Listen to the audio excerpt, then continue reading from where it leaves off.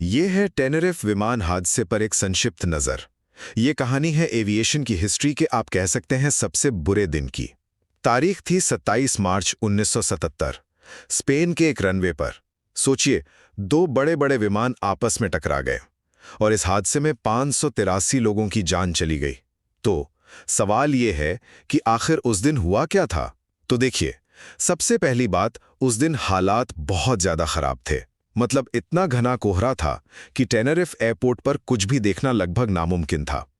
और इसी zero visibility में दो बहुत बड़े जहाज, बोइंग 747, एक केएलएम का और दूसरा पैन एम का, दोनों एक ही रनवे पर आ गए थे। मतलब तबाही के लिए सब कुछ तैयार था। अब दूसरी बात, इन खतरनाक हालातों में हुई एक बहुत बड़ी मानवीय भूल। देखिए, असल गड़बड़ हुई एक मिसकम्युनिकेशन की वजह से। केएलएम के पायलट को लगा कि उसे टेक ऑफ की परमिशन मिल गई है, जबकि वो बस एक अधूरी मंजूरी थी। हुआ ये कि एक बहुत जरूरी रेडियो मैसेज दूसरे प्लेन के रेडियो ट्रांसमिशन में दब गया, सुनाई ही नहीं दिया। ऊपर से पायलट की जल्दबाजी, और आप जानते हैं कैप्टन के आगे कौन बोले, तो बाकी क्रू भी चुप रहा और ये गलती और भी बड़ी हो गई।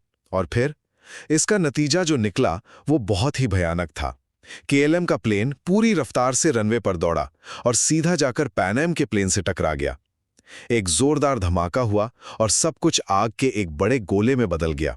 ये टक्कर एविएशन हिस्ट्री का सबसे जानलेवा हादसा बन गई। ये हादसा इस बात की एक बहुत बड़ी याद दिलाता है कि आसमान में सेफ्टी की एक भी कड़ी अगर टूटी तो वो इतिहास की सबसे बड़ी तबाही का कारण बन सकती है।